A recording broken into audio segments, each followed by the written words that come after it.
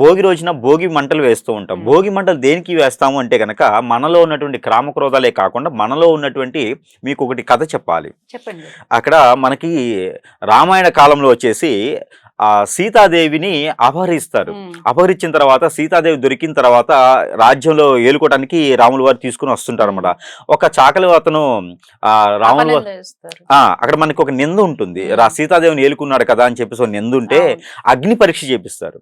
మీకు అందరికి కథల్లో తెలిసే ఉంటుంది, చాలా మందికి మూవీలో అయితే చాలా జాగ్రత్తగా అర్థమవుతుంది. కాబట్టి అందరూ చదువుకునే దానికి ఉండదు కాబట్టి మూవీలో చూస్తూ ఉంటారు. ఈ సీతాదేవి గారిని అగ్ని పరీక్ష చేపిస్తారు. అగ్ని పరీక్ష చేపించగానే ఆవిడలో ఉన్నటువంటి చెడు వ్యసనం కానీ లోపల చెడు ఏదైనా రంది ఉంటే కూడా ఎవరైనా ఏదైనా పెట్టి ఉన్నా ఎక్కడైనా ఆవహించున్నా కూడా అదంతా పోయేదానికి అగ్ని పరీక్ష చేయించడం మళ్ళీ స్వచ్ఛందంగా దేవతల బయటకు వస్తుంది అనమాట. అలానే మనకి ఈ భోగి మంటల్లో కూడా మనలో ఉన్నటువంటి కామక్రోధాలే కాదు, ఆరోగ్య సమస్యలే కాదు, మనలో ఉన్నటువంటి అన్ని రకాల సమస్యలు కూడా ఈ అగ్నిహోత్రం అనేది చాలా గొప్ప విషయం అనమాట. అందుకని భోగి మంటలు